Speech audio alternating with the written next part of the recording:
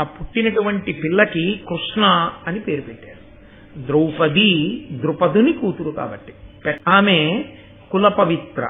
నల్ల కలువకి ఉండేటటువంటి కాంతి ఎలా ఉంటుందో అటువంటి కాంతి కలిగినటువంటి తల్లి. ఆమె శరీర కాంతి నల్ల కలువ యొక్క కాంతి వంటిది. ఆమె సుగంధము కలిగినటువంటి శరీరము, సుగంధము కలిగినటువంటి కేశపాశం.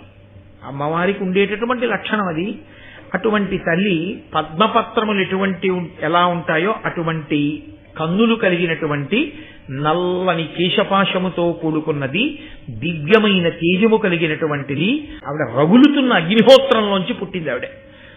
లలితా పరాభట్టారికా స్వరూపం బ్రహ్మాండ పురాణంలో లలితోపాఖ్యానంలో ఎలా బయటికి వస్తుందో అలా వచ్చింది ఆవిడ.